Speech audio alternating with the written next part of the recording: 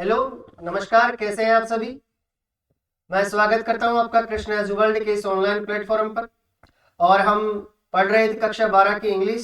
इसमें flamingo book का हम रिवीजन कर रहे थे। तो उसमें हमने 5 चैप्टर हम पहले पढ़ चुके हैं, यानी रिवीजन कर चुके हैं उनका।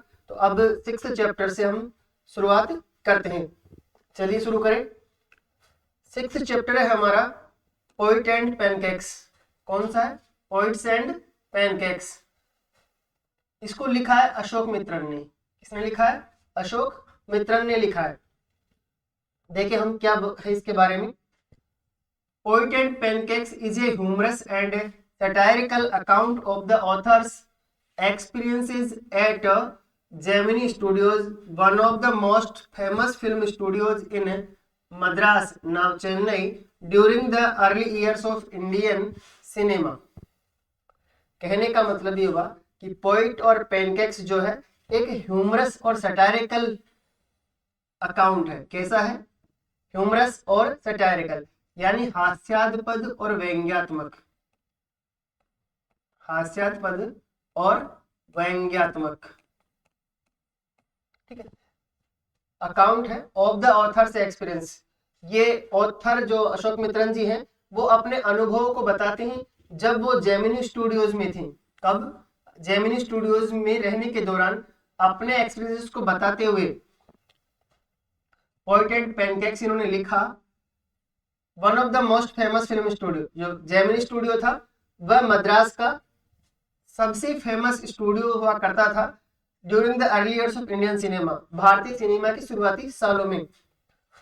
Through irony and gentle humour, इसके द्वारा आयरनी और जेंटल ह्यूमर के द्वारा Ashok Mitran exposes the artificial world of films. जो अशोक मित्रन है वो एक्सपोज यानी खुलासा करते हैं किसकी? आर्टिफिशियल वर्ल्ड ऑफ फिल्म्स का, जो फिल्मों की कृत्रिम दुनिया है उसका खुलासा करते हैं। The gap between art and glamour, art कला और ग्लैमर के बीच का जो गैप है उसको बताते हैं, उसका खुलासा करते हैं। And the confusion of the intellectual pretensions, और किसका खुलासा करते हैं? कंफ्यूजन यानी उलझन होती किसमें? इंटेलेक्चुअल प्रिटेंशंस में। किसमें होगी? इंटेलेक्चुअल प्रिटेंशंस में। लाइफ एट स्टूडियोज, अब पहला जो इसमें पॉइंट आता है हमारा वो क्या है? लाइफ एट जेमिनी स्टूडियो, यानी जेमिनी स्टूडियो पर लाइफ कैसी थी, यानी जीवन कैसा था, वहां पर कैसे लोग रहते थे। The chapter begins with description of the makeup department. Chapter की शुरुआत मेकअप डिपार्टमेंट के डिस्क्रिप्शन से होती है। किससे होती है? डिस्क्रिप्शन से, यानी कि वर्णन से होती है। किससे होगी? वर्णन से होती है शुरुआत। वेयर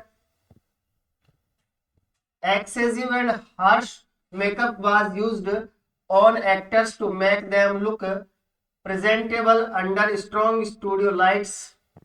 जहां पर एक्सेसिव और हार्श यानी काफी महंगे और जो कठिन मतलब कठोर जो मेकअप होता वो यूज्ड होता था। क्यों होता था? क्योंकि एक्टर्स को उनके रोल के मुताबिक, किसके मुताबिक? लुक के मुताबिक उनको प्रेजेंट वहां पर किया जा सके। Under the strong studio lights, studio था उसमें काफी हेवी लाइट्स का यूज होता था, तो वहां पर उन एक्टर्स का मेकअप किया जाता था जो काफी एक्सेसिव और हार्श हुआ करता था। The author humorously explains how layers of pancake makeup caused skin damage and discomfort to artist। the author यानी लेखक ह्यूमरसली हास्यात्मक तरीके से एक्सप्लेन यानी बताते हैं how layers of pancake makeup, यानी पैनकेक जो मेकअप का मटेरियल था उसकी जो परतें थी, लेयर्स थी, वह को स्किन को डैमेज करने का कारण होती थी। उनके कारण क्या होती? स्किन डैमेज होती एंड डिस्कम्फर्ट टू आर्टिस्ट, जो कि वो कलाकारों के लिए एक डिस्कम्फर्ट का काम करती थी। The makeup artists enjoyed position of power and often treated junior workers rudely। जो मेकअप के आर्टिस्ट थे enjoyed a position of power, वो अपनी जो शक्ति की स्थिति थी उसको एंजॉय किया करते थे। And often treated junior works rudely, और जो जूनियर काम करने वाले लोग थे, उनके नीचे काम करने वाले लोग थे, उनके साथ रूडली व्यवहार करते थे। कैसे व्यवहार करते थे? Rudely. Ashok Mitran himself worked in A low profile job. Ashok Mitran स्वयं एक लो प्रोफाइल जॉब के अंदर काम किया करते थे, इनका काम छोटा माना जाता था। कटिंग न्यूज़पेपर, किसका काम करते थे? न्यूज़पेपर की कटिंग का। और क्या करते थे? क्लिपिंग करते, और फाइल के अंदर उनकी क्या करते? क्लिप्स करते। And felt insignificant in the glamorous studio environment, और वहां पर ऐसा लगता था स्टूडियो के में कि वो कैसे इनसिग्निफिकेंट यानी महत्वहीन है। कैसे हैं? महत्वहीन, महत्वहीन लगते थे। कौन? अशोक मित्रन, क्योंकि उनका काम न्यूज़पेपर कटिंग करना था और उनको फाइलों में जमाना था। इस वजह से जो ग्लैमरस स्टूडियो एनवायरनमेंट था उसमें वो इनसिग्निफिकेंट लगा करते थे। ही subtly criticized the hierarchical system of the film industry where status mattered more than talent। जो अशोक मित्रन है वो फिल्म इंडस्ट्री के अंदर एक हायरार्की जो सिस्टम होता है, पदानुक्रम होता है, उसको क्रिटिसाइज करते हैं, यानी उसकी आलोचना करते हैं, जहां पर जो टैलेंट होता है उसका कोई मैटर नहीं होता, केवल स्टेटस ही क्या होता है? महत्व रखता है। यानी प्रतिभा के मुकाबले स्टेटस मैटर करता है। क्या? स्टेटस मैटर करता है। बात करें अपन इसमें आगे, इसमें ऑफिस बॉय की। किसकी बात करें? ऑफिस बॉय की। A comic episode involves the office boy of the makeup department. एक कॉमिक एपिसोड, कॉमिक एपिसोड मतलब कॉमेडी टाइप का एक दृश्य या एक भाग, एपिसोड का मतलब भाग होता है ना, तो भाग था इन्वॉल्व्स यानी शामिल करता है किनको? The office boy of the makeup department.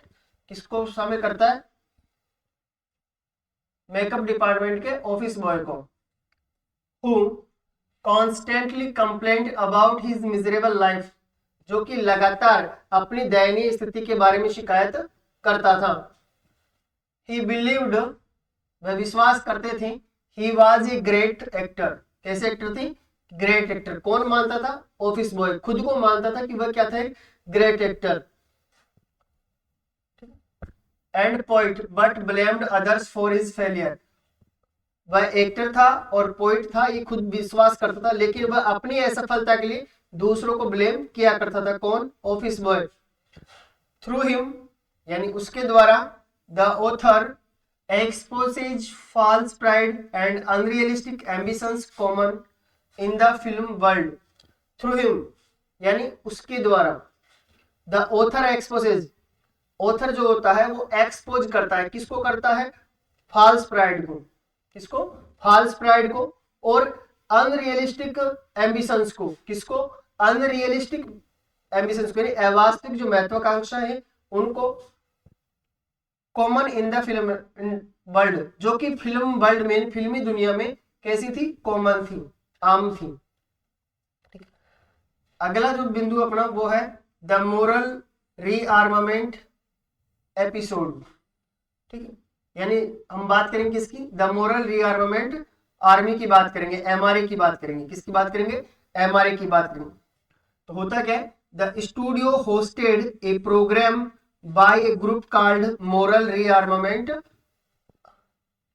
ठीक है, यानी जो स्टूडियो, जेमिनी स्टूडियो होता है, वो एक प्रोग्राम की मेजबानी करता है, उनको होस्ट करता है, जो किसके लिए रखा गया था? मोरल रीआर्मामेंट आर्मी के लिए। Their speeches and plays were delivered in foreign accents and were difficult for the staff to understand. ठीक, इन जेमिनी स्टूडियो एक प्रोग्राम की मेजबानी करता है जो कि किसके द्वारा किया गया था? मोरल रीआर्मामेंट आर्मी का। उनके जो स्पीचेस थे, उनके जो प्लेज यानी नाटक थे, वो डिलीवर्ड किए गए थे फॉरेन एसेंट में। किसमें? फॉरेन एसेंट में, यानी विदेशी जो टच हुआ करता था बोलने का, उसके अंदर उनको पहले डिलीवर किया गया लोगों के सामने, यानी जो स्टाफ था जेमिनी स्टूडियो का उसके सामने, were difficult for the staff to understand, जो कि वह स्टाफ उसको समझ नहीं पा रहा था, तो स्टाफ के लिए उन नाटक को समझना मुश्किल हो रहा था। The purpose and message of the program remained unclear to most people, जो पर्पज और मैसेज था उन प्रोग्राम का वह शेष रहा, रिमेन्ड अनक्लियर यानी अस्पष्ट रहा, टू द मोस्ट अधिकतर लोगों के लिए।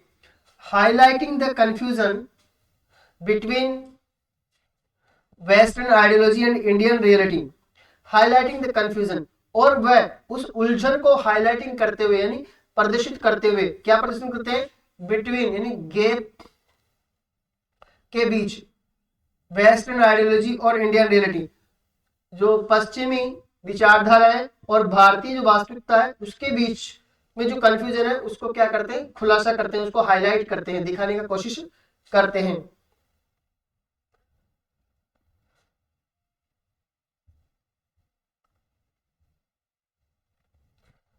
Visit of a mysterious poet, एक रहस्यमय कवि का विजिट करना। लेटर बाद में a poet visited Gemini studios, एक पोइट कहां विजिट करता है, जेमिनी स्टूडियो में, and delivered a long speech on the need of for writers to stay away from the materialism and uphold moral values. यानी कोई पोइट होते हैं, बाद में पता चलेगा कि हमें इनका नाम स्टीफन स्पेंडर होता है, जो कि कहां पर आते हैं, जेमिनी स्टूडियो में आते हैं और एक लंबा भाषण देते हैं। किसको देते हैं, किस पे देते हैं, on the need for writers, किसके लिए, लेखकों की आवश्यकता के लिए, to stay away from materialism, जो कि कहां रहते हैं, दूर रहते हैं, किससे, मटेरियलिज्म से यानी भौतिकता से, ठीक है, एंड अपहोल्ड मॉरल वैल्यूज, और जिन्होंने जो नैतिक मूल्य है उनको दूर कर दिया है, बंद कर दिया है। Nobody understood his lecture at that time, जिस समय जेमिनी स्टूडियो में जो पोइट आए थे जिनको उस समय कोई नहीं जानते थे, तो मिस्टीरियस पोइट थे, तो उन्होंने लंबा भाषण दिया। उस भाषण को उस समय के लोग समझ नहीं पाए, उस समय जो व्यक्ति सुनने वाले थे वो समझ नहीं पाए थे। मच लेटर, बाद में, थोड़ा बाद में, the author realised that the speaker was Stephen Spender, a well known English poet. कुछ समय बाद में ऑथर रियलाइज करते हैं, क्या, ऑथर रियलाइज करते हैं कि जो स्पीकर वहां आए थे वो स्टीफन स्पेंडर थे, जो कि इंग्लिश के एक जाने माने पोइट थे।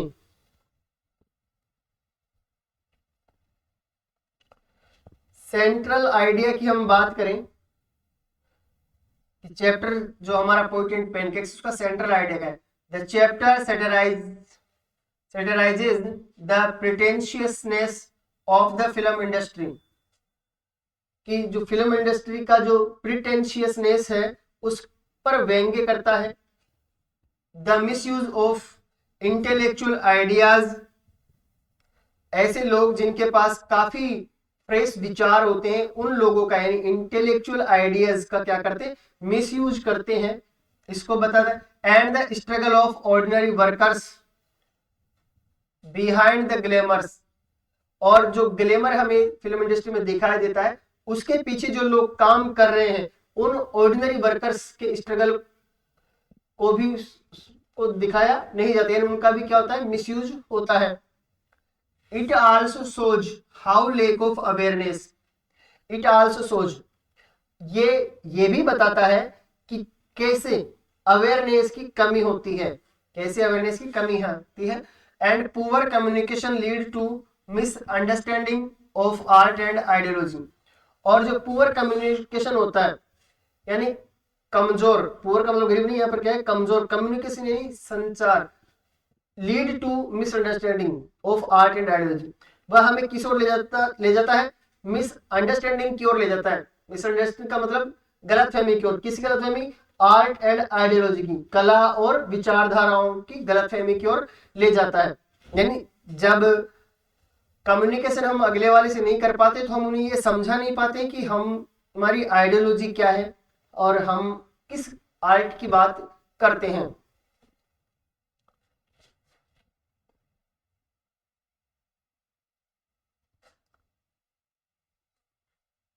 की message, the glamour of films hides harsh realities. The glamour of films यानी फिल्मों की आधुनिकता, ग्लैमर का मतलब आधुनिकता या चमक हम बोल सकते हैं। हाइड्स हार्श रियलिटीज छिपा देती, हाइड्स का मतलब छिपा देती, किसको?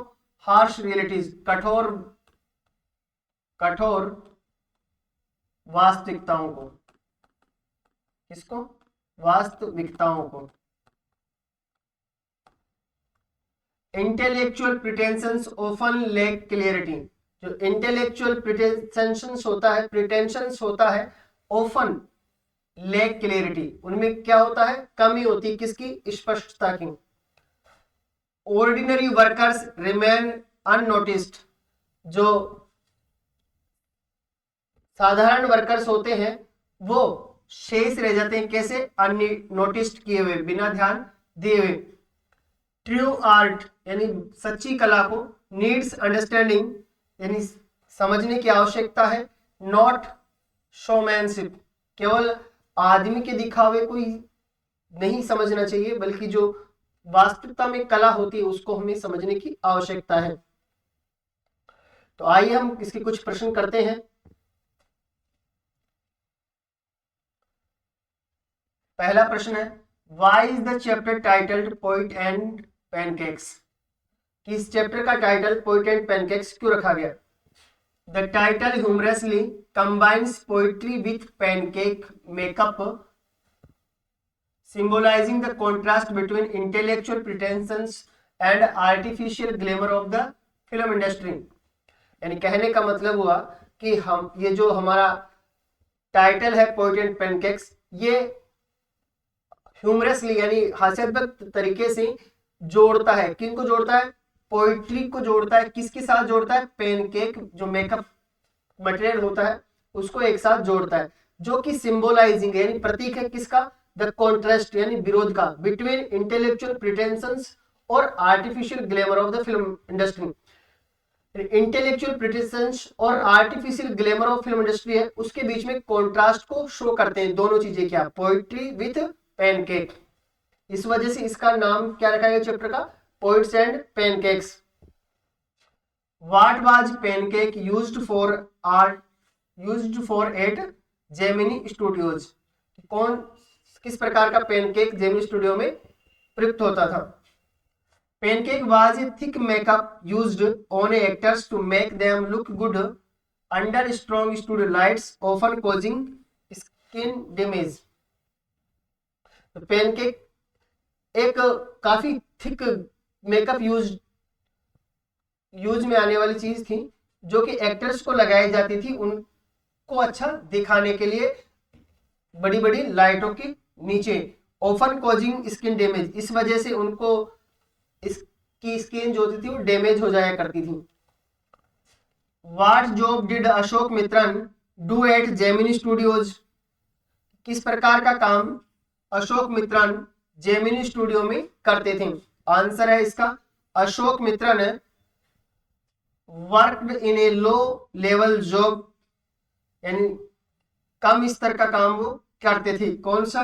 Cutting newspaper clippings and filing them, वह न्यूज़पेपर की कटिंग करते फिर उनकी क्लिप बनाकर फाइल में उनको जमाया करते थे। Who was the office boy in the makeup department? कि मेकअप डिपार्टमेंट में ऑफिस बॉय कौन था? He was a frustrated man, वह एक काफी गुस्साया हुआ मैन था, फ्रस्ट्रेटेड मैन था। Who believed he was a great actor and poet but blamed others for his failure, जो कि विश्वास करता था कि वह एक महान एक्टर और कवि है, लेकिन वह अपनी असफलता के लिए दूसरों को ब्लेम किया करता था।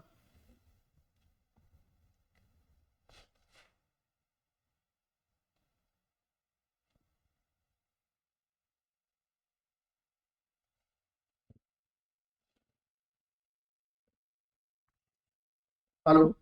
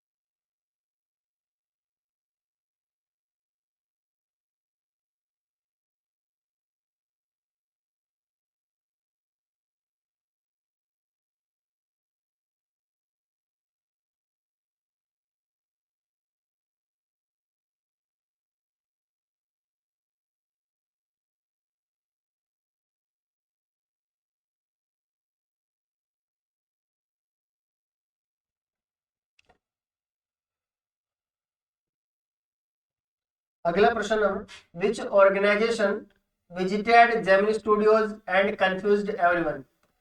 कौन सी संगठन ने जेमिनी स्टूडियो को विजिट किया था और कंफ्यूज्ड एवरीवन, और सभी लोग कंफ्यूज क्यों थे? द मोरल रीआर्मामेंट, कौन? मोरल रीआर्मामेंट आर्मी जो ग्रुप था विजिटेड जेमिनी स्टूडियोज। कहाँ विजिट करते? Gemini studio. तो जेमिनी स्टूडियो में कौन विजिट करता है? द मोरल रीआर्मामेंट यानी एमआरए करता है। एंड लेफ्ट पीपल कंफ्यूज्ड, और लोगों को उन्होंने कंफ्यूज्ड कर दिया था। क्यों कर दिया था? With their speeches and plays के कारण, अपने भाषणों और नाटकों के कारण उन्होंने लोगों को कंफ्यूज कर दिया था, क्योंकि वो फॉरेन एसेंट में थे, लोगों को समझ में नहीं आ रहे थे, इसलिए लोग क्या हो गए थे? कंफ्यूज हो गए थे। तो मोरल रीआर्मामेंट क्या करती है? आती है अपना स्पीच और प्लेस देती है, लेकिन फॉरेन एसेंट होने के कारण लोग उसको समझ नहीं पाते हैं, तो लोग क्या रहते हैं? कंफ्यूज रहते हैं। Describe the makeup department at Gemini studios. The makeup department used excessive pancake makeup on actors. Makeup department क्या करता था? मेकअप ही करता था। किनको करता था? एक्टर्स को।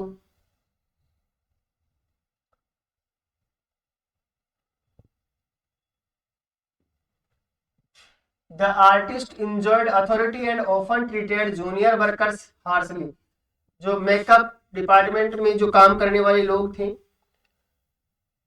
वे अपनी अथॉरिटी को क्या करते? एंजॉय करते थे, और ऑफन यानी लगभग ट्रीटेड जूनियर वर्कर्स हार्शली, अपने जो जूनियर वर्कर्स थे उनके साथ कठोर व्यवहार करते थे। The department symbolised artificial glamour and hierarchy. जो डिपार्टमेंट था वह सांकेतिक रूप से आर्टिफिशियल ग्लैमर एंड हायरार्की, वहां पर प्रतीक था किसका? आर्टिफिशियल ग्लैमर और हायरार्की का। किसका था? आर्टिफिशियल ग्लैमर और हायरार्की का क्या था? सिंबलाइज था। Why is the office boy A comic character? जो ऑफिस बॉय था वो एक कॉमिक कैरेक्टर क्यों था? The office boy is a comic because of his exaggerated self-importance. He believed he was talented but never acceptable his own limitations, blaming others for his failure. The office boy था, वो एक comic character था क्योंकि his exaggerated self-importance, क्योंकि उसका जो खुद का बढ़ता हुआ जो खुद मतलब सेल्फ इम्पोर्टेंस थी उसकी, और ही बिलीव्ड, वो विश्वास करता था, वह खुद को मानता था कि ही वाज टैलेंटेड, वह काफी प्रतिभाशाली है, लेकिन एक्सेप्टेड हिज ओन लिमिटेशंस, और उसने कभी भी अपनी जो लिमिटेशंस है उसको एक्सेप्ट नहीं करता है वो, और अपनी असफलता के लिए दूसरों को ब्लेम करता है। What was the impact of MRA program on the studio staff? यानी जो एमआरए का प्रोग्राम था उसका स्टूडियो के स्टाफ पर क्या प्रभाव पड़ा? तो स्टाफ तो क्या हो जाता है? कंफ्यूज हो जाता है ना। The program confused the staff as the speeches were delivered in foreign accents and were irrelevant to Indian realities. जो प्रोग्राम था उसने स्टाफ को कंफ्यूज कर दिया था। किसकी वजह से? स्पीचेस जो उन्होंने डिलीवर किए थे और जो ड्रामाज उन्होंने बताए थे वो किस में थे? फॉरेन असेंट में थे, और इररिलेवेंट थे किससे? इंडियन रियलिटीज से, जो भारतीय वास्तविकताएं थी उससे वह अप्रासंगिक थे, इन जुड़े हुए नहीं थे।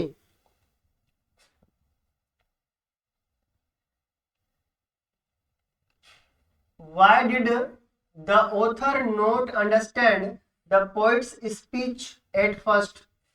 कि जो ऑथर होते हैं वो हमारे पोइट की जो स्पीच होती है उसको पहले क्यों नहीं समझ पाते, नहीं समझे थे? The poet spoke about moral values. Poet जो थे वो मोरल वैल्यूज की बात करते थे, and materialism in an abstract manner, और मैटेरियलिज्म मोरल वैल्यूज की बात करते थे और मैटेरियलिज्म की बात करते थे, यानी भौतिकता की बात करते थे। किन में? एन एब्स्ट्रैक्ट मैनर में, यानी भावनात्मक तरीके से। Which the audience could not relate to or understand। इस वजह से जो ऑडियंस थी वह उसको रिलेट नहीं कर पाई और समझ नहीं पाए। यानी जब तक स्पीच खुद से नहीं जुड़ेगा या लोगों से नहीं जुड़ेगा तब तक उसको समझ में नहीं पाता। तो इस वजह से जो ऑथर थे वो भी उनसे ये चीजें जुड़ी हुई नहीं थी, तो इस वजह से उन्होंने जो पोइट की स्पीच थी उसे समझ नहीं पाए थे। Who was the mysterious poet and when did the author realize this? कि वो मिस्टेरियस पोइट कौन थे और when did the author realize, और ये लेखक ने कब महसूस किया। The poet was Stephen Spender, poet कौन थे, Stephen Spender, and the author realised this year later while reading a book, और लेखक ने ये तब महसूस किया जब वो एक किताब पढ़ रहे थे।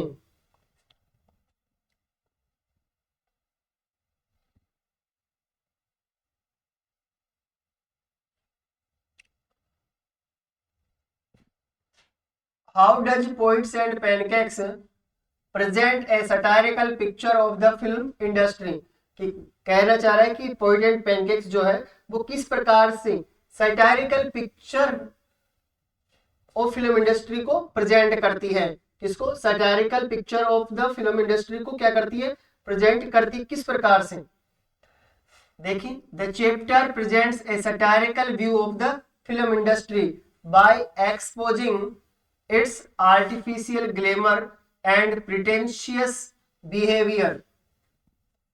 जो अध्याय है वो प्रेजेंट्स यानी प्रस्तुत करता है किसको, a satirical view of the film industry, film industry के सटायरिकल व्यू को, व्यंग्यात्मक दृष्टिकोण को, बाय एक्सपोजिंग यानी खुलासा करते हुए, किसका खुलासा करते हुए, इसके आर्टिफिशियल ग्लैमर का और प्रिटेशियस बिहेवियर का, किसका, आर्टिफिशियल ग्लैमर और प्रिटेशियस बिहेवियर का क्या करते हैं, एक्सपोजिंग करते हुए सटायरिकल व्यू प्रेजेंट करता है this chapter through humorous descriptions, यानी हास्यास्पद वर्णनों के द्वारा, ऑफ एक्सेसिव मेकअप, यानी मेकअप के जो एक्सेसिव मेकअप होता है, भारी भरकम जो मेकअप होता है उसका हास्यास्पद रूप से वर्णन करते हुए,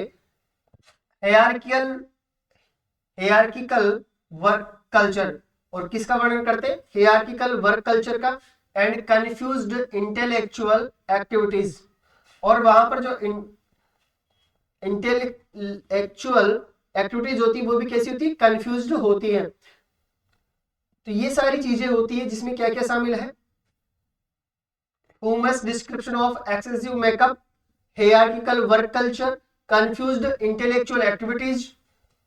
Ashok मित्रण highlights the gap between appearance and reality, और जो अशोक मित्रण है हाईलाइट्स यानी दिखाते हैं, क्या दिखाते हैं, गैप दिखाते हैं। गैप का मतलब रिक्त स्थान होता है, ठीक है, किसके बीच में, अपीयरेंस और रियलिटी के बीच में, अपीयरेंस और रियलिटी के बीच में। Characters like the office boy and makeup artist reflect false pride and frustration, और जो किरदार थे जिनमें ऑफिस बॉय था और जो मेकअप आर्टिस्ट थे वो रिफ्लेक्ट करते थे, रिफ्लेक्ट यानी प्रतिबिंब दिखाते किसका, फॉल्स प्राइड का यानी झूठे घमंड का, और फ्रस्ट्रेशंस का, किसका, फ्रस्ट्रेशंस का। The visit of the moral rearmament group and the poet's lecture further reveal how intellectual ideas were misunderstood और मिसयूज्ड, और जब वहां पर मोरल रीअर्मामेंट ग्रुप आता है और पोइट का जो लेक्चर होता है, बाद में पता चलता है कि किस प्रकार से लोग इंटेलेक्चुअल आइडियाज को मिसअंडरस्टूड करते हैं और उसका मिसयूज करते हैं। The author's subtle humorous exposes the absurdity behind the glamorous facade of Gemini studio. क्या होता है, the author subtle humorous expose, लेखक का जो इस प्रकार से ह्यूमर एक्सपोज करता है, सबटल ह्यूमर क्या करता है, एक्सपोज करता है किसको, absurdity behind the glamorous facade of Gemini studios.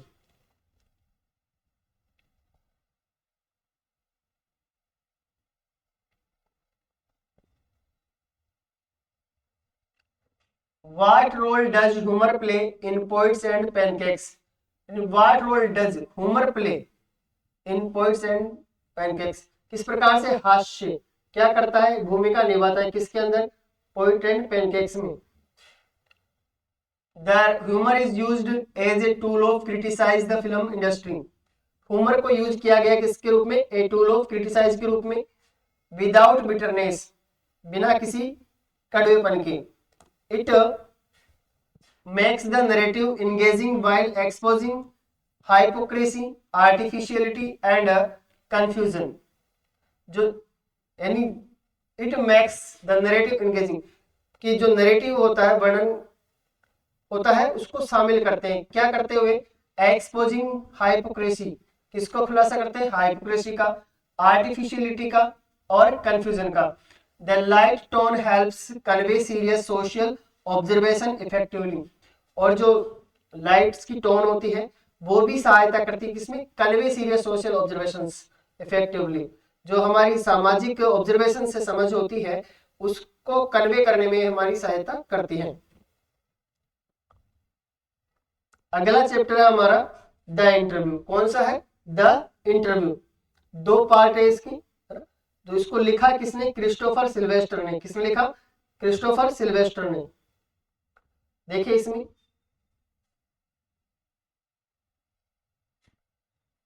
The interview is A thought provoking chapter that discusses the nature, purpose and impact of interviews. जो इंटरव्यू है इज ए थॉट, क्या है, एक विचार है किसका, provoking chapter, provoking chapter that discusses, जो कि क्या करता है, डिस्कस करता है, चर्चा करता है किसके बारे में, the nature, purpose and impact of interview, interview के नेचर के बारे में, उसके पर्पस के बारे में और इम्पैक्ट के बारे में। यानी क्या कहा कि इंटरव्यू क्या एक थॉट होती है, जो कि अब यहाँ पर प्रोवोकिंग चैप्टर यानी चैप्टर को प्रोवोक करते हुए डिस्कस किया जाता है किसके बारे में, इंटरव्यू का नेचर कैसा होता है, उसका पर्पस क्या है और इम्पैक्ट क्या होता है। The chapter is divided into two parts, जो चैप्टर है वो दो पार्ट्स के अंदर बटा हुआ है। इन द फर्स्ट पार्ट, पहले पार्ट में, the author presents different opinions about interviews, interview के बारे में विभिन्न जो ओपिनियंस है, राय है, उसको प्रेजेंट करता है। वाइल, जबकि the second part is an actual interview with Umberto Eco, a renowned scholar and writer. और जो दूसरा पार्ट है इस इंटरव्यू चैप्टर का, उसमें एक एक्चुअल इंटरव्यू होता है किसके साथ, अम्बर्टो इको का। लेता कौन है, मुकुंद। कौन लेता है, मुकुंदन। जो अम्बर्टो इको वो कौन है, रिनोव्ड स्कॉलर एंड राइटर है, यानी जाने माने एक स्कॉलर है और क्या है, राइटर है, लेखक है। आइए देखते हैं आगे, पहला पार्ट देखते हैं इसका। Interview as a modern phenomenon, interview किसके रूप में, मॉडर्न फेनोमेनन के रूप में। किसके रूप में, मॉडर्न फेनोमेनन के रूप में। इन द फर्स्ट पार्ट, पहले पार्ट में, Christopher Sylvester explain that interviews have become a common feature of modern life. पहले पार्ट के अंदर क्रिस्टोफर सिल्वेस्टर एक्सप्लेन करते हैं कि इंटरव्यू एक महत्वपूर्ण भाग बन गया है किसका, modern, common feature of modern life, यानी आधुनिक जीवन का एक आम हिस्सा हो गया है, एक विशेषता हो गई है। Celebrities, writers, politicians and artists are frequently interviewed to reveal their opinions and personal lives. Celebrities जो होती हैं, सेलिब्रिटीज मतलब हस्तियां, लेखक, राजनीतिज्ञ और कलाकार, आर फ्रीक्वेंटली लगातार इंटरव्यूड यानी इंटरव्यू देते हैं, टू रिवील देयर ओपिनियंस अपनी राय बताने के लिए, एंड पर्सनल लाइफ और किसके बारे में, व्यक्तिगत जीवन के बारे में। Some people consider interviews a valuable source of information while others strongly dislike them. Interview को कुछ लोग तो वैल्यूएबल सोर्स ऑफ इंफॉर्मेशन मानते हैं। क्या मानते हैं, valuable source of information, valuable source of information मानते हैं, जबकि जो दूसरे लोग होते हैं वो इसको उतने ही मजबूती से नापसंद भी करते हैं। Many writers feel that interviews invade privacy. कुछ लेखक मानते हैं कि इंटरव्यू क्या करता है, आक्रमण करता है किस पर, प्राइवेसी पर। किस पर आक्रमण करता है, प्राइवेसी पे, invade privacy and distort their true personality. इससे वो क्या कर जाते हैं, अपनी जो वास्तविक व्यक्तिगत पर्सनालिटी होती है उसको खो देते हैं। The author mentions that BS Naipaul once described, author mention करते हैं, वर्णन करते हैं कि वीएस नायपॉल, कौन, वीएस नायपॉल, वंस डिस्क्राइब, एक बार उन्होंने डिस्क्राइब किया था, क्या डिस्क्राइब किया था, interview as an act of violence because they force people to speak under pressure. कि जो वीएस नायपॉल है वो क्या कहते हैं कि जो इंटरव्यू है वो वायलेंस का एक एक्ट है, किसके रूप में है, एक्ट ऑफ वायलेंस है। इंटरव्यू क्या होता है, एक्ट ऑफ वायलेंस, क्योंकि they force people to speak under pressure, वे लोगों को बोलने के लिए उन पर दबाव डालते हैं। सिमिलरली, इसी तरीके से लेविस कैरोल, कौन, Lewis Carroll, was extremely shy and disliked publicity, बिल्कुल इसी तरीके से काफी शर्मिंदा, extremely shy and disliked publicity, बहुत पब्लिसिटी को डिसलाइक किया करते थे। On the other hand, interviews help readers understand the real thoughts and beliefs of famous personalities. वहीं दूसरी ओर इंटरव्यू जो होते हैं वो पढ़ने वालों की हेल्प करते हैं, किसमें, अंडरस्टैंड द रियल थॉट्स, जो वास्तविक विचार होते हैं उनको समझने में, and beliefs of famous personalities, और जो फेमस पर्सनालिटीज है उनके विश्वास को। They serve as authentic records of opinions and ideas. Thus, interviews can be both informative and intrusive. जो इंटरव्यू होते हैं वो सर्व करते हैं क्या, ऑथेंटिक रिकॉर्ड, यानी अब इंटरव्यू जो कहा गया वो तो क्या होता है, ऑथेंटिक रिकॉर्ड, यानी आधिकारिक क्या होता है, रिकॉर्ड होता है, ऑफ ओपिनियंस, किसके बारे में, ओपिनियंस के बारे में, क्योंकि इंटरव्यू क्या होता है, रिकॉर्ड होता है ना, and ideas, opinions and ideas के बारे में। इसी प्रकार इंटरव्यू जो है वो हो सकते हैं, दोनों हो सकते हैं, कैसे हो सकते हैं, इंफॉर्मेटिव भी हो सकते हैं और इंट्रूसिव भी हो सकते हैं। इंफॉर्मेटिव और इंट्रूसिव यानी आक्रामक भी हो सकते हैं और आक्रामक नहीं बोलेंगे इसको, आक्रमणकर्ता भी हो सकते हैं, यानी क्या बोले सर, इंट्रूसिव मान लो और इंफॉर्मेटिव दोनों हो सकते हैं। सेकंड पार्ट है इसका interview with Umberto Eco. Umberto Eco का क्या है, इंटरव्यू है sir. The second part presents an interview of Umberto Eco conducted by Christopher Silvester. किसके द्वारा कंडक्ट किया गया, क्रिस्टोफर सिल्वेस्टर नहीं सर, मुकुंदन के द्वारा। किसके द्वारा, मुकुंद के द्वारा। Eco talks about his academic life, writing style and success as a novelist. किसके बारे में बात कर, जो इको है वो किसके बारे में बात करते हैं, उनकी एकेडमिक लाइफ के बारे में, राइटिंग स्टाइल के बारे में और सक्सेस एज ए नॉवेलिस्ट, और एक उपन्यासकार के रूप में सफल होने के बारे में बात करते हैं। Eco explains that he believes in interstices. Eco बताते हैं कि उनका विश्वास किसमें है, इंटरस्टिसेस में। ये इंटरस्टिसेस का मतलब क्या होता है, एम्पटी स्पेसेज बिटवीन एक्टिविटीज, दो एक्टिविटीज के बीच का जो समय होता है वही कहलाता है क्या, interstices, which he uses productively for writing, जिसका प्रयोग इको लिखने के लिए करते थे। He reveals that his famous novel the name of the rose, he reveals that, वह बताते हैं, खुलासा करते हैं कि उनका जो फेमस नोवेल है जिसका नाम the name of the rose है, was written almost accidentally during these 3 moments. वो एक्सीडेंटली यानी दुर्घटनावश, या हम कहें कि ऐसे ही इन खाली समयों में ही लिखा गया था। Eco also discusses the difference between academic writing and creative writing. जो इको है वो डिस्कस करते हुए कहते हैं और साथ में डिस्कस करते हैं किसके ऊपर करते हैं, डिफरेंस को शो करते हैं किसके बीच में, एकेडमिक राइटिंग और क्रिएटिव राइटिंग के बीच में। ही बिलीव्स, वह मानते हैं कि ए novel should have multiple meanings, कि एक जो नोवेल होता है, एक उपन्यास होता है, उसके कई सारे अर्थ हो सकते हैं, and allow readers to interpret it freely, और वह लोगों को अनुमति देता है कि सब इसे अपने अपने हिसाब से इंटरप्रेट करे, समझे। He rejects the idea that writers should explain everything directly. He rejects the idea, वह उस विचार को रिजेक्ट कर देता है, नकार देता है, that कि writers should explain everything directly, कि राइटर्स को डायरेक्टली सब सारी चीजें एक्सप्लेन करनी चाहिए।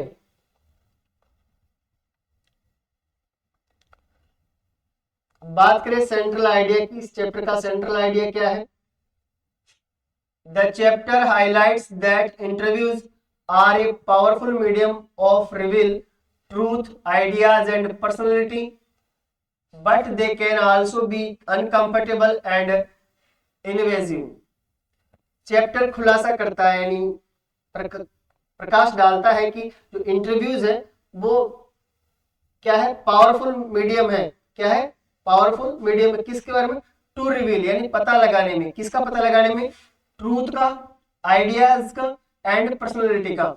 But they can also be uncomfortable, लेकिन वे अनकंफर्टेबल भी हो सकते हैं, यानी आरामदायक भी नहीं हो सकते, एंड इन्वेजिव भी होते हैं। कैसे होते हैं? इन्वेजिव भी होते हैं।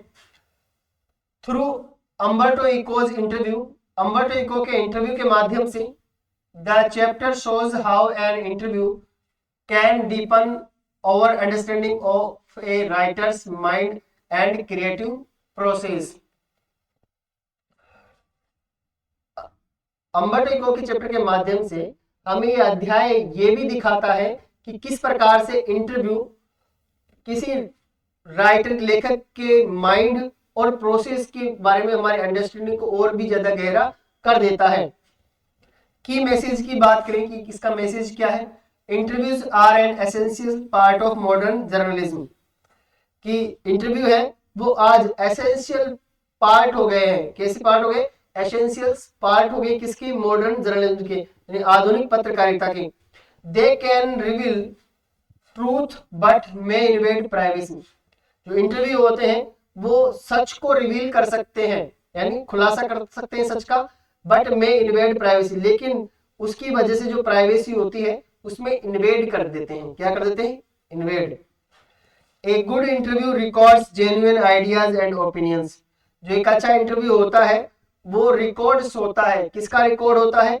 जेन्युइन आइडियाज का और ओपिनियंस का।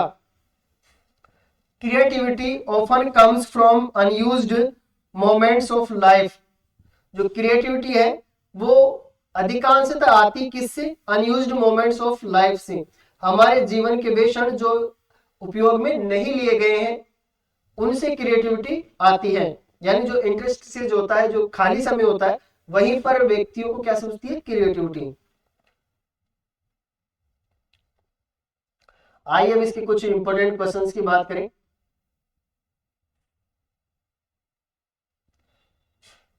Why do some writers dislike interviews?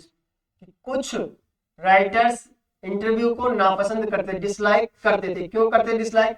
Some writers feel interviews invade their privacy. कुछ लेखकों का मानना था कि जो इंटरव्यू है वो उनकी प्राइवेसी में इन्वेड करते हैं। क्या करते हैं? इन्वेड करते हैं, दखल अंदाजी करते हैं।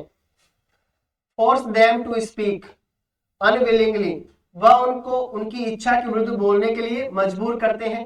And distort their true personality, और वे उनकी जो सच्ची पर्सनैलिटी होती है, ठीक है, उसको भी डिस्टॉर्ट करते हैं।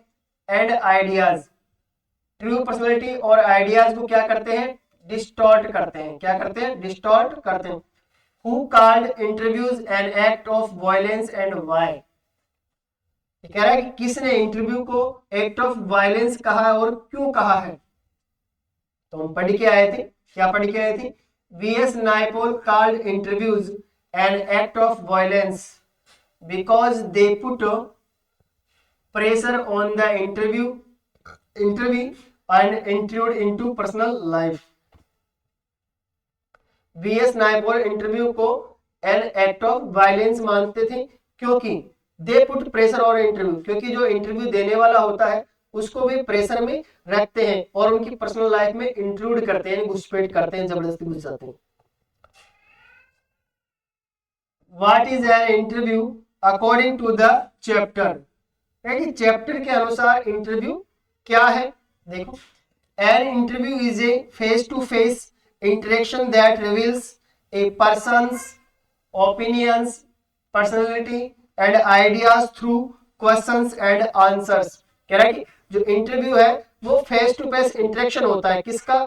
that reveals a person's opinion, जो कि एक व्यक्ति की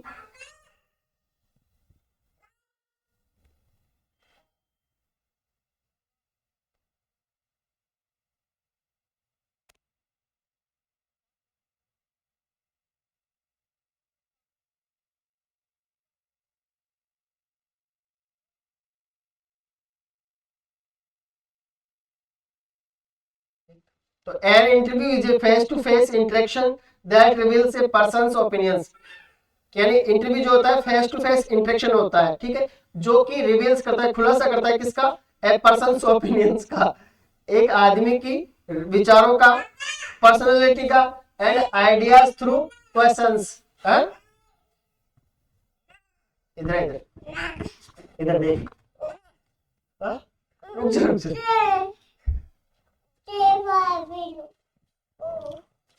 तोड़ दी, छोड़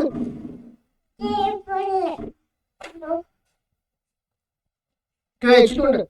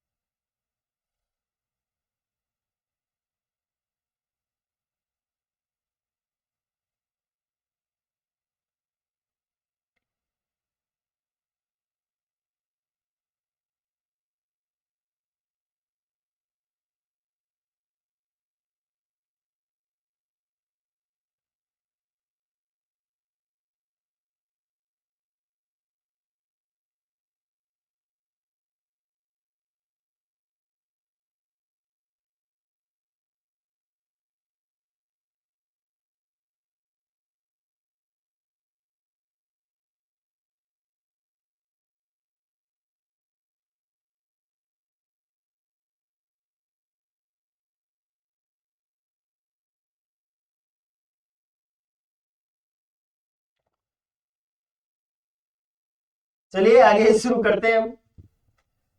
तो हम हमारा क्वेश्चन था व्हाट इज एन इंटरव्यू, कि इंटरव्यू क्या है according to the chapter, chapter के अनुसार।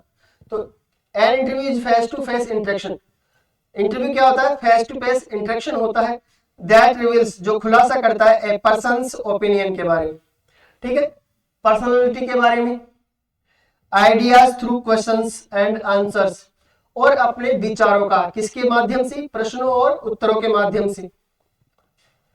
Who is Umberto Eco? Umberto Eco कौन था? Umberto Eco was a famous scholar, novelist and academic writer। क्या थे Umberto Eco? एक फेमस स्कॉलर थे, नोवेलिस्ट थे और एकेडमिक राइटर थे। What does Eco mean by interstices? Eco का interstices से मतलब क्या था? Interstices are small gaps or empty spaces between activities which Eco used creatively for writing। क्या था? Interstices are small gaps or empty spaces, जो interstices है वो छोटे खाली समय है किनके बीच में? दो गतिविधियों के बीच में, जिनका यूज क्रिएटिवली राइटिंग के लिए क्या करते थे इको। उसको इको ने क्या कहा? इंटरस्टिसेस। क्या कहा? इंटरस्टिसेस कहा। आगे देखिए sir, what are the advantages of interview, interview के क्या फायदे हैं? Interviews help readers understand the real thoughts, beliefs and personalities of famous people. They serve as authentic records of opinions and ideas. Interviews help करते हैं किनकी? Readers की, यानी पढ़ने वालों की। किसमें? अंडरस्टैंड द रियल थॉट्स, समझने में। किसको समझने में?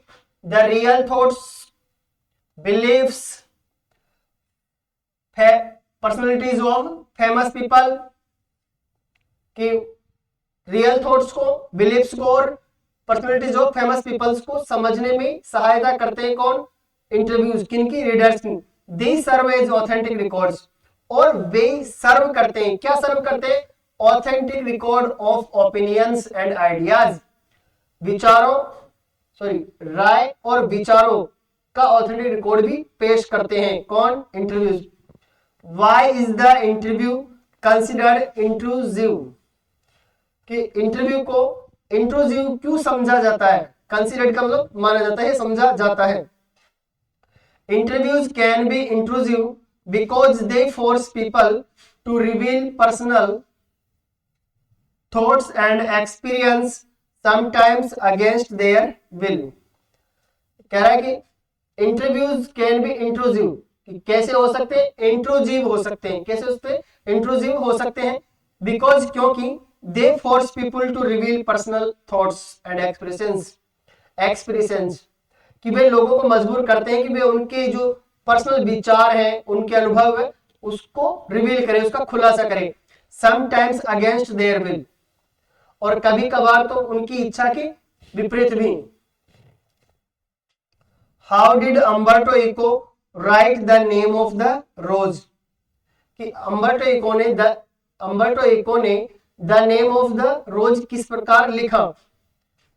Eco wrote the novel during free moments. Eco क्या करते हैं? रोट करते हैं, लिखते हैं किसको? The novel during free moments between academic work. Academic work के बीच में जो फ्री मोमेंट्स होते हैं उसमें अम्बर्टो इको नोवेल लिखते थे। He used interstices of time creatively rather than following a fixed schedule, कि वे इंटरस्टिसेस का यूज किया करते थे, है ना, बल्कि उनका कोई फिक्स शेड्यूल नहीं होता था कि इस समय वो लिखें। जब भी उनको खाली टाइम मिलता काम के बीच में तो उसमें करते थे वो, लेकिन लिखते थे।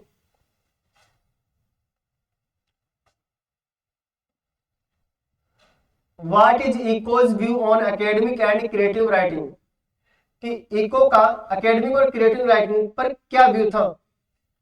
Eco believes academic writing is logical and direct.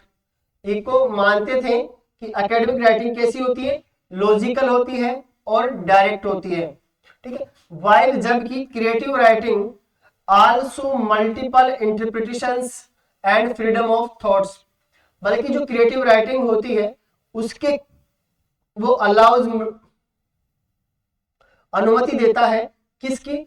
Multiple interpretations की, यानी कई सारे विचारों की, एंड फ्रीडम ऑफ थॉट्स, और विचारों की क्या होती है? स्वतंत्रता होती है। Why does Eco not like explaining his novels? Eco अपने नॉवेल्स को एक्सप्लेन करने को पसंद क्यों नहीं करता था? Eco believes that readers should interpret novels themselves. Eco मानते थे कि readers should interpret novels themselves, कि रीडर्स को खुद इंटरव्यू को क्या करना चाहिए? इंटरप्रेट करना चाहिए, समझना चाहिए। As literature should have many meanings, कि एक साहित्य के रूप में लिटरेचर के कई सारे अर्थ हो सकते हैं, पढ़ने वाला उसका क्या अर्थ लेता है इस बात पर डिपेंड करता है।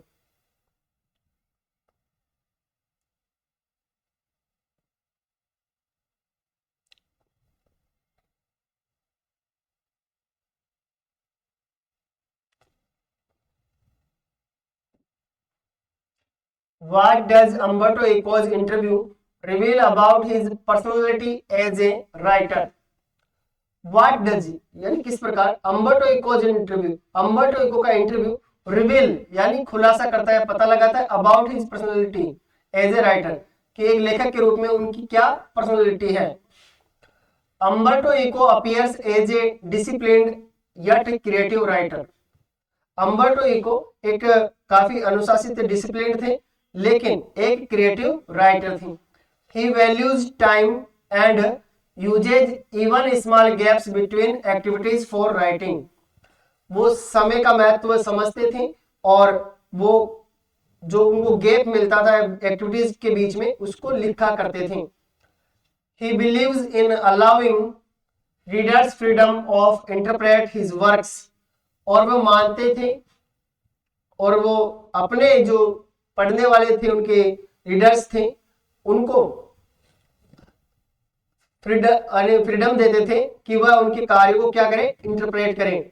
And does not impose meanings, और अर्थ पर प्रभाव ना करे, इम्पोज ना करे उसको। His views show him to be a thoughtful intellectual with a balanced approach to creativity and scholarship। His views show him to be a thoughtful intellectual with a balanced approach to creativity and scholarship। यानी उसके जो विचार हैं वो उसे दिखाते हैं कि वो क्या है, एक थॉटफुल इंटेलेक्चुअल है, कि वो बी है, कि वो क्या हो सकते हैं, thoughtful intellectual with a balanced approach. जिनकी जो अप्रोच वो कैसी है, बैलेंस्ड है। और किसकी अप्रोच, क्रिएटिविटी एंड स्कॉलरशिप की।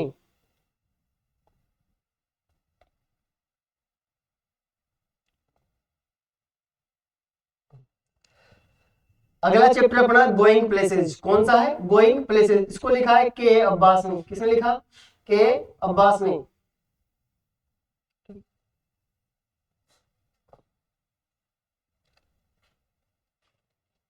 Going Places, a realistic yet sensitive story that explores the dreams, fantasies, and disappointments and of adolescents, especially among working class youth। Going Places एक रियलिस्टिक yet सेंसिटिव स्टोरी। कैसी है, वास्तविक है लेकिन sensitive story. That explore, जो कि explore करती है, बताती है किसको, द ड्रीम्स, सपनों को, फैंटासीज, कल्पनाओं को, एंड डिसअपॉइंटमेंट्स ऑफ एडोलसेंस, और किशोरावस्था की जो डिसअपॉइंटमेंट्स है उनको। स्पेशली, विशेष रूप से, अमंग वर्किंग क्लास यूथ। किन के रूप में, जो वर्किंग क्लास यूथ है यानी काम करने वाले जो यूथ है उनके बारे में, उनके बीच में। The story centres on Sophie. Story जो है वो सेंटर है किस पर, सोफी के ऊपर, केंद्रित है। किसके ऊपर केंद्रित है, सोफी के ऊपर। सोफी कौन है, ए टीनेज गर्ल, एक टीनेज लड़की है, who lives in a poor locality, जो कि एक गरीब लोकेलिटी में रहती है, and escapes harsh reality through imagination, और वह उस कड़वी सच्चाई से बचना चाहती है अपनी कल्पनाओं के द्वारा, इमेजिनेशन के माध्यम से। Sophie dreams of a glamorous life. Sophie का सपना एक ग्लैमरस लाइफ का होता है। किसका होता है, ग्लैमरस लाइफ का। सी टेल्स हर फ्रेंड जैंसी, वह अपनी फ्रेंड जैंसी को बताती है दैट की she will open A boutique और बिकम ए फैशन डिजाइनर, कि वह एक बुटीक खोलेगी और एक फैशन डिजाइनर बनेगी। दो हालांकि बोथ नो, हालांकि दोनों जानते है कि their economic condition will likely force them into factory jobs. हालांकि दोनों जानती है कि उनकी जो इकोनॉमिक कंडीशन है यानी आर्थिक स्थिति है वह उनको फैक्ट्री में काम करने के लिए मजबूर कर देगी। क्या कर देगी, फैक्ट्री में काम करने के लिए मजबूर कर देगी। अनलाइक प्रैक्टिकल जानसी, यानी unlike practical Jansie, Sophie is imaginative and ambitious, often creating stories to make her life seem exciting। Unlike practical जानसी, यानी जो जानसी होती है, वो प्रैक्टिकल होती है, तो उसके विपरीत कौन, सोफी क्या करती है, इज इमेजिनेटिव एम्बिशियस। सोफी क्या होती है, इमेजिनेटिव होती है और एम्बिशियस होती है, लेकिन जैंसी जो होती है वो कैसी होती है, प्रैक्टिकल होती है। तो इसका उल्टा होती है, अनलाइक होती है। ऑफन क्रिएटिंग स्टोरीज, और वह कहानियां बनाती रहती है किसके बारे में, to make her life seem exciting, अपने लाइफ को एक्साइटिंग बनाने की कहानियां। Sophie is specially fascinated by Danny कैसी।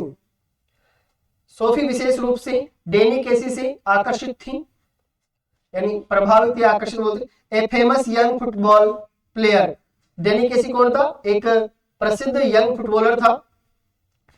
She imagines that she has met him after a football match, वह कल्पना करती है कि वह उससे कब मिल चुकी है? एक फुटबॉल मैच के बाद। एंड लेटर क्लेम्स, और बाद में वो दावा करती है कि he promise to meet her again, और दावा करती है कि उसने उससे वादा किया था। डेनी कैसी ने सोफी से वादा किया था कि वह उससे दोबारा मिलेगा। Sophie shares this fantasy with her family, Sophie अपनी इस फैंटेसी को अपने परिवार के साथ शेयर करती है। And although her father mocks her, और जो उसके पिताजी उसका मजाक उड़ाते हैं। Her brother Geoff listens silently, उसके जो भाई था जोफ वह उसको चुपचाप सुनते हैं।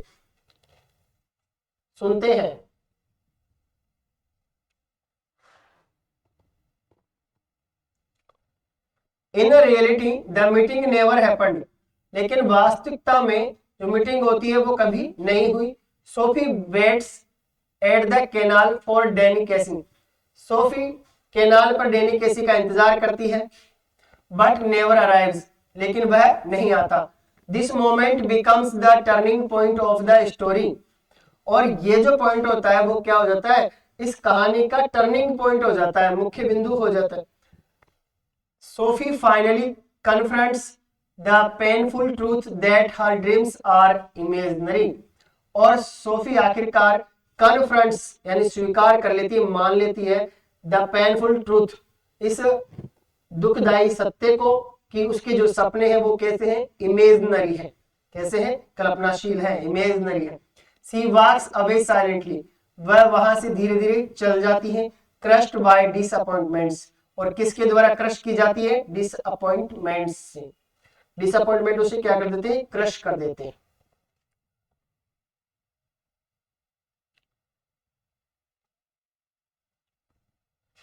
The story ends on a note of quiet sadness, showing how unfulfilled dreams collide with reality. ये जो कहानी है इसका अंत एक नोट के साथ होता है, जो कि किसका नोट है? क्वाइट सैडनेस का, यानी दुख का। शोविंग हाउ, और बताता है कि कैसे जो सपने होते हैं वो अनफुलफिल्ड रह जाते हैं, किसके साथ? Collide with reality.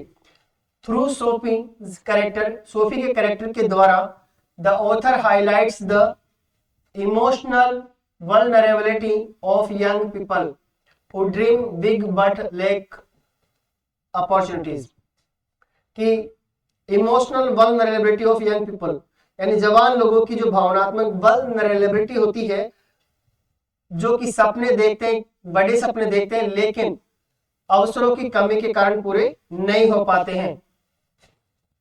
अगर हम इसके सेंट्रल आइडिया की बात करें तो the chapter shows that fantasies can provide temporary escape, जो चैप्टर है वो दिखाता है कि फैंटासीज यानी कल्पनाएं कैन प्रोवाइड टेम्पररी एस्केप, कि वह हमें कुछ समय के लिए अस्थायी रूप से बचाती हैं।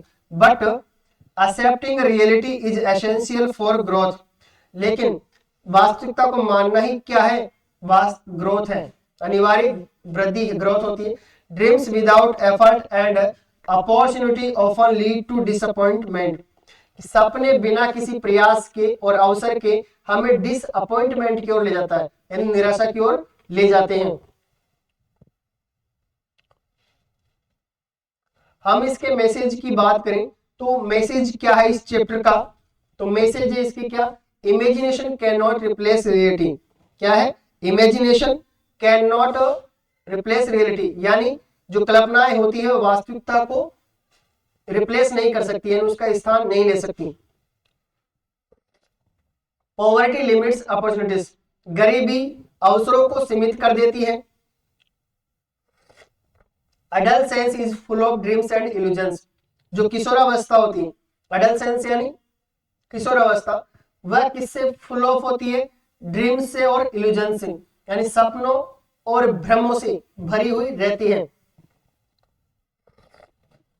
Practical thinking is necessary for success, जो व्यवहारिक सोच होती है वो काफी जरूरी होती है किसके लिए? सफलता के लिए। किसके लिए जरूरी होती है? सफलता के लिए। ये इसका क्या था? मैसेज था इस चैप्टर का। ठीक है, अब हम इसके कुछ प्रश्न देखते हैं।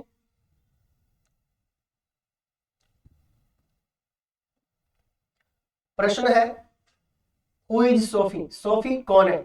Sophie is a teenage girl from a working class family who lives in a poor locality and escapes reality through dreams and imagination.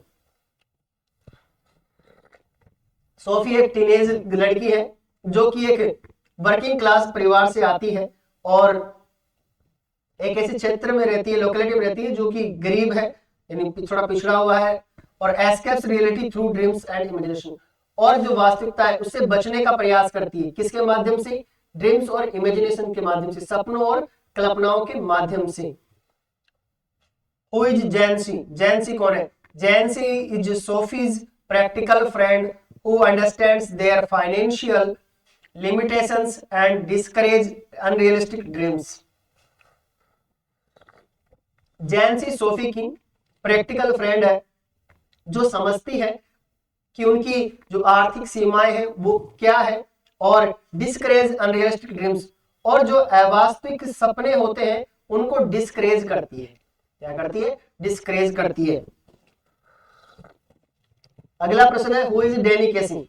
Danny Casey कौन है? तो डैनी केसी के बारे में हमने जाना था कि डैनी केसी एक आयरिश यंग फुटबॉलर है। कौन है? एक आयरिश यंग फुटबॉलर है, यानी आयरलैंड के एक यंग फेमस फुटबॉलर है। हु सोफी एडमायर्स, जिसने सोफी की प्रशंसा की थी, एंड फैंटेसीज अबाउट मीटिंग, और ये कल्पना की थी उसके बारे में, सपने की। What did Sophie claim about Danny Casey? कि सोफी डैनी केसी के बारे में क्या क्लेम करती है, कि क्या वादा करती है, क्या घोषणा करती है?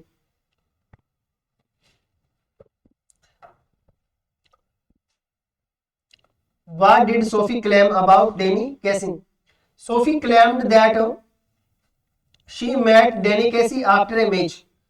सोफी क्लेम करती है कि डैनी केसी उसे एक मैच के बाद मिले थे, and that he promised to meet her again, और वे उससे दोबारा उसे मिलने का वादा करते हैं।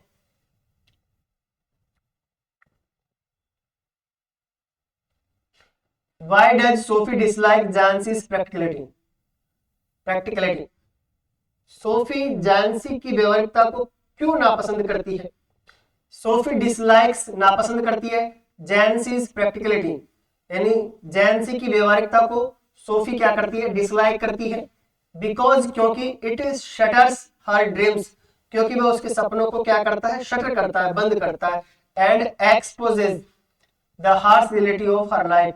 एक्सपोजेज यानी खुलासा करते हैं। किसका खुलासा करते हैं? The harsh reality of her life, कठोर वास्तविकताओं को, कठोर सत्यता को, उसके जीवन की जो कठोर कठिन सत्यता है उसका खुलासा करती है। इसलिए वो नापसंद करती है जैनसी की प्रैक्टिकलिटी को। कौन? सोफी।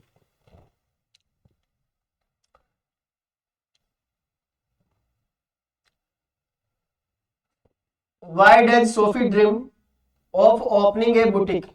सोफी एक बुटीक खोलने का सपना क्यों करती है, क्यों देखती है?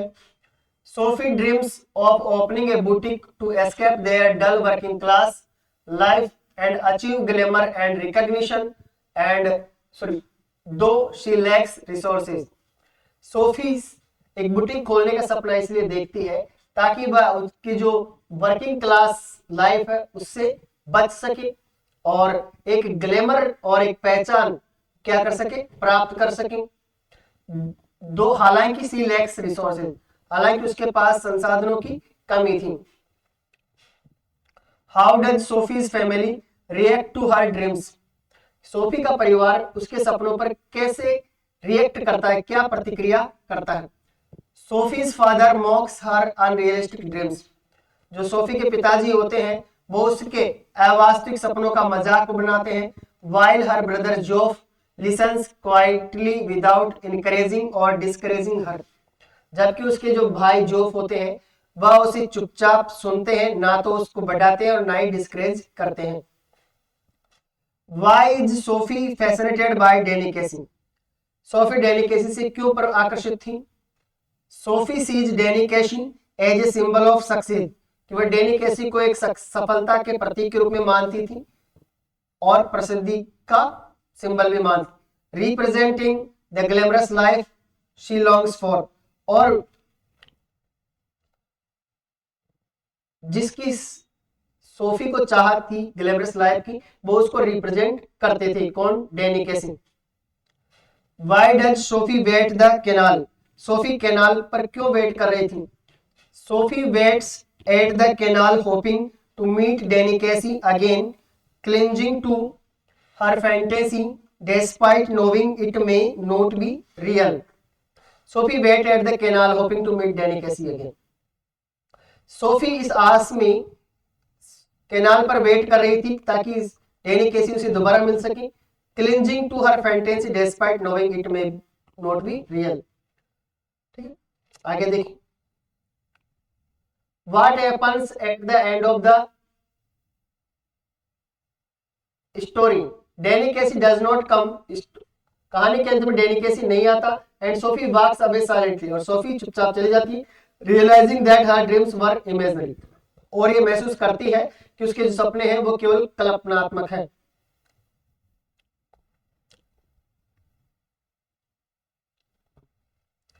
Describe Sophie's character in going places.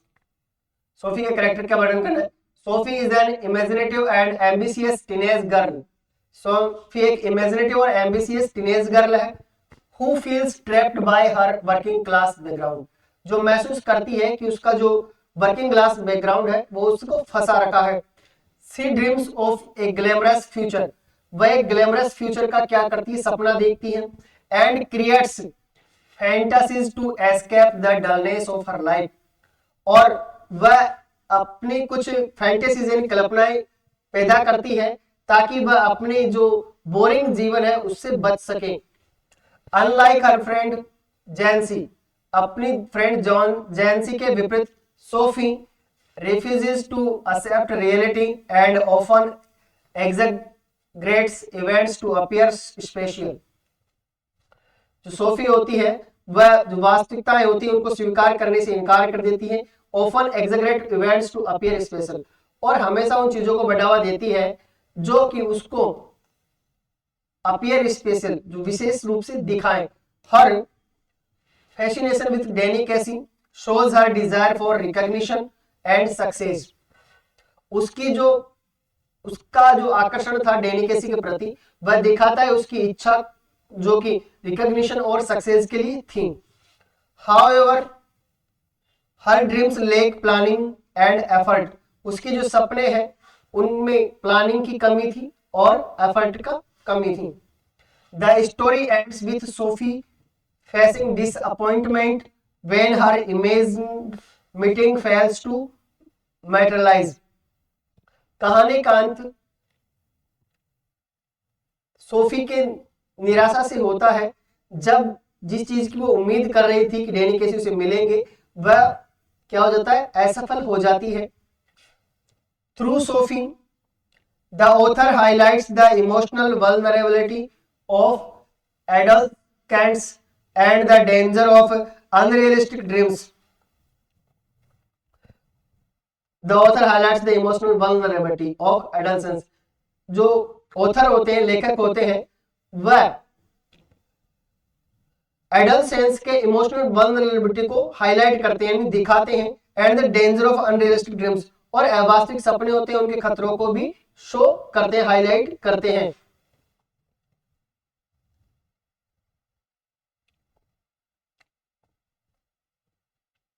Exam tips है इस चैप्टर के लिए। प्रिपेयर सोफीज कैरेक्टर स्केच, हमें सोफी का कैरेक्टर स्केच प्रिपेयर करना है। Contrast between Sophie and Jansie, Sophie और जैंसी के बीच में क्या कॉन्ट्रास्ट था उसको समझना है। Focus on dreams and reality theme, और हमें सपनों और वास्तविकता को समझना है, और कुछ कीवर्ड्स उनका यूज हमें इस चैप्टर में करना है। Fantasy, adolescence, limitations, disappointment. इसी के साथ ही हमारे ये चैप्टर होते हैं, और हमने कक्षा 12 की जो फ्लेमिंगो बुक है उसके कंप्लीट 8 चैप्टर्स का रिवीजन कर लिया है। ये चैप्टर्स, इनका जो मैटर है वो काफी आसान भाषा में है और रामबाण साबित होने वाला है आपके बोर्ड एग्जाम के लिए।